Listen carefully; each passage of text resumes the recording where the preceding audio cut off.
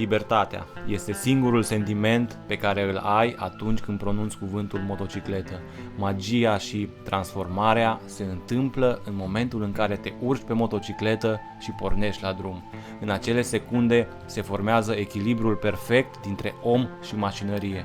Clipele pe care le trăiești atunci când călătorești pe două roți sunt unice și incomparabile.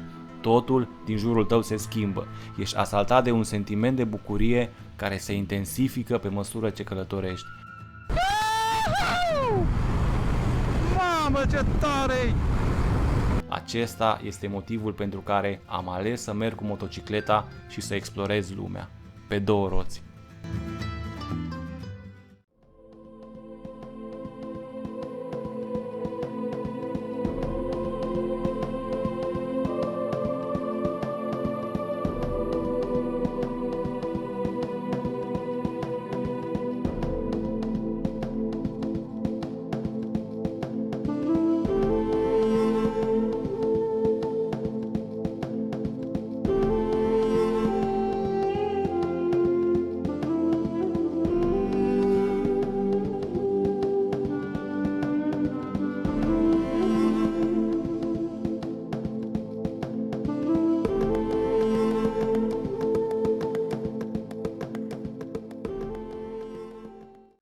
Salutare prieteni și bine ați venit pe canalul meu la un nou episod. Astăzi vreau să fac un episod puțin diferit. După cum știți, dacă mi-ați urmărit canalul de la început, ați văzut că una din pasiunile mele este motociclismul. Îmi place să călătoresc cu motocicleta, să descoper locuri noi, trasee noi din această țară minunată. Încă n-am avut ocazia să merg prin alte țări, dar pe viitor vreau să fac și acest lucru. Și până acum am avut o motocicletă, un Suzuki V-Strom de 650 de centimetri, de care am fost foarte mulțumit, dar am simțit nevoia că trebuie să am o motocicletă în care, nu știu, să am mai multă încredere, în care să mă ducă în locuri mai îndepărtate, să nu mai am grija, nu știu, grija lanțului, grija ungerii lanțului. Am vrut o motocicletă pe cardan. Și căutând pe internet mi-a apărut un anunț care pur și simplu m-a fermecat. O motocicletă care m-a fermecat prin culoarea ei, prin, nu știu, sunetul pe care îl scoate, prin poziția pe care o ai atunci când o conduci. A fost ceva diferit față de ce am știut eu și n-am putut rezista, am vândut-o pe cea veche și am cumpărat această minunăție. Este vorba de o Honda VTX de 1300 de centimetri, o motocicletă de 300 și vreo 10 kg. Este destul de greoaie, dar la drum întins nu se simte acest lucru deloc. Este full accesorizată, are aceste proiectoare minunate, niște Angel Eyes care se văd foarte bine seara și două genți laterale, mai are încă un top case care este acasă. Deci am destule genți în care să îmi pun bagajele atunci când merg la drum lung. Haideți să vedeți acele momente pe care le-am trăit, acele secunde de care o să-mi aduc aminte mult timp de acum încolo, atunci când am fost să văd această motocicletă și sincer nu a durat foarte mult din momentul în care am văzut-o, pentru că nu am putut rezista, dar a trebuit să o cumpăr. Am fost pur și simplu fermecat de ea. Ia uitați-vă ce minunăție de motocicletă am aici. Am luat-o la un test.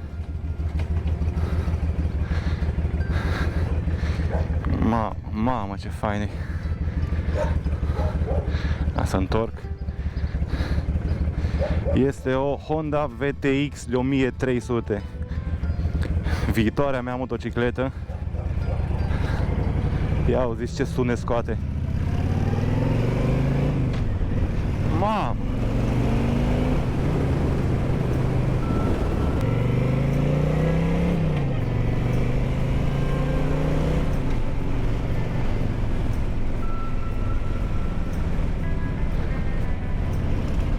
Superb, superb, superb!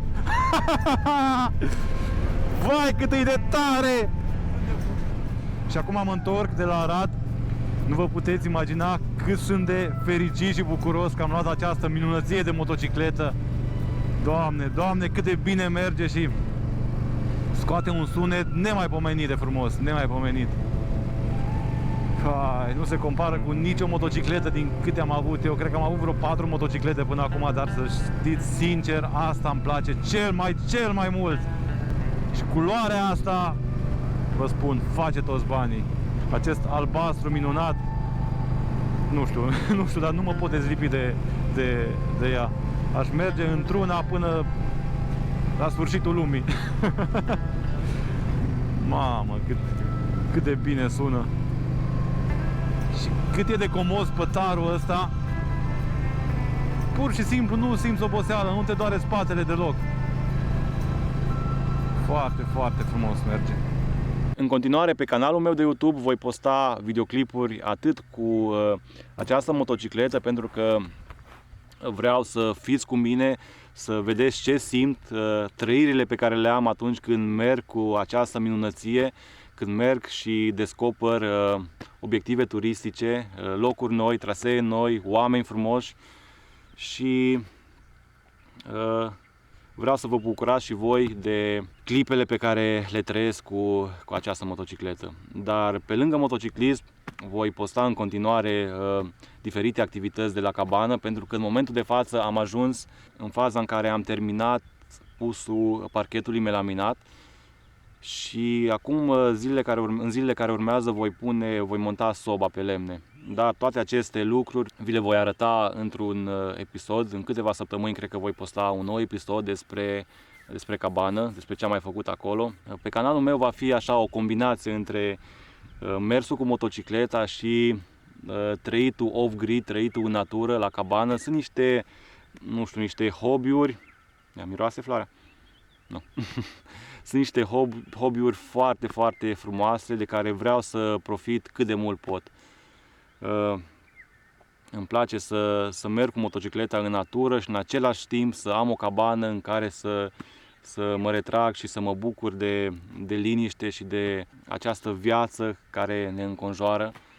Și toate aceste lucruri le voi surprinde și voi face niște videoclipuri frumoase pe care vi le voi arăta.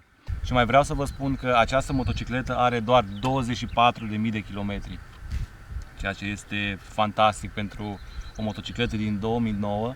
Ea a fost adusă din Canada, are 2 proprietari, eu sunt al 3-lea proprietar și se vede că a fost foarte, foarte bine îngrijită și întreținută.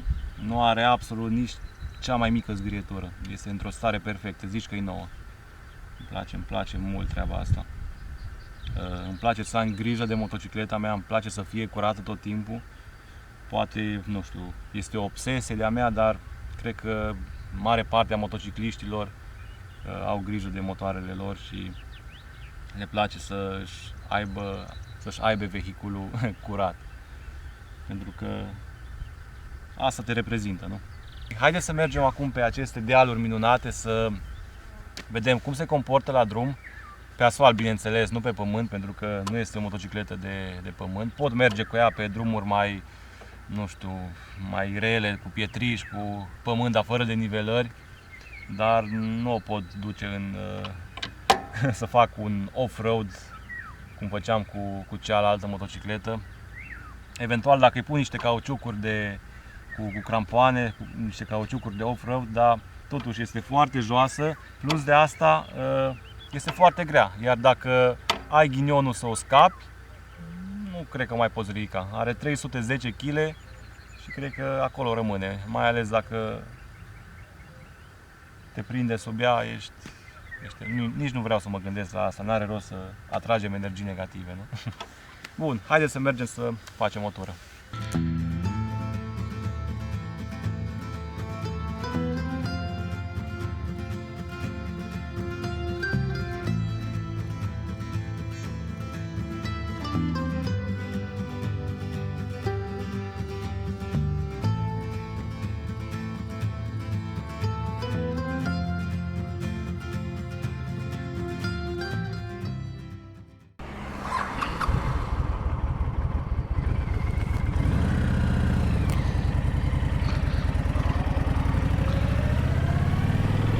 Și am pornit la drum. Nu vă puteți imagina cât este de frustrant să vorbești 15 minute, iar la final să-ți dai seama că nu ai introdus microfonul în cameră.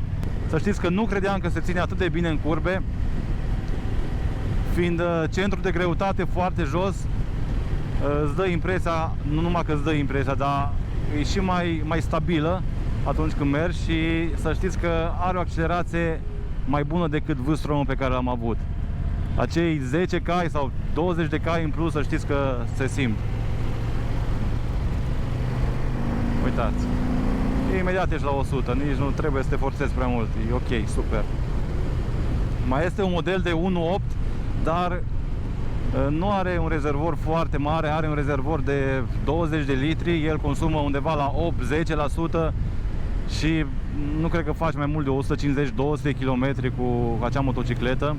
Autonomia motocicletei acesteia e de 300 și vreo 70 de km cu tot cu rezervă.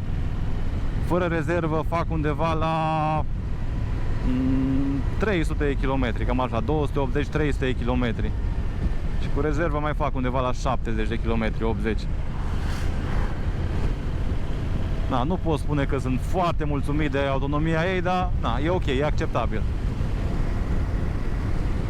Dar senzația pe care o ai și confortul pe care îl ai, doar pur și simplu trebuie să stai, uite așa, pe spate și să te bucuri de natură. Nu e o motocicletă de curse, de viteză, e o motocicletă care te îndeamnă la, nu știu, să fii cât mai calm, la drumuri lungi și pur și simplu la relaxare. Stai și te relaxezi și te bucuri de ceea ce vezi în jurul tău. Pentru că n-are rost să te grăbești cu motocicleta asta. Nu e făcută pentru așa ceva. Și fix asta am căutat eu. Două dezavantaje la această motocicletă ar fi că fix acum o ieși și ăsta. E pe carburator. E pe carburator și are un singur disc pe față. Mi-ar fi plăcut să aibă două discuri, în felul acesta frânarea era mai eficientă, iar aș fi preferat să fie pe injecție în loc de carburator.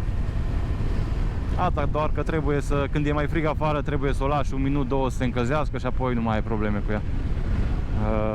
Și carburatorul nu cred că se strică, doar dacă îi pui benzină proastă, altfel nu ar avea motive să se defecteze, nu? Dacă mă întorc aici. Dacă îi pui benzină de calitate, fără reziduri, fără mizerii, nu are de ce să se înfunde, să se strice. Ce-mi place mult e că nu mă mai doare spatele la motocicleta asta. La cealaltă motocicletă, după 100 de kilometri, începea durerea de spate. Dar cu acest pătar, spatele meu e drept și nu mai am treabă cu această problemă. Ok, și cam asta a fost pentru astăzi. Dacă v-a plăcut acest video, dacă vă place această motocicletă și planurile mele pe care le am cu această bestiuță albastră, nu uitați să-mi dați un like, să vă abonați mai jos, pentru că vor urma niște episoade foarte, foarte frumoase, niște episoade în care vom descoperi locuri minunate din această țară. Până data viitoare, aveți grijă de voi și noi ne vom vedea cât de curând într-un nou episod și într-o nouă aventură.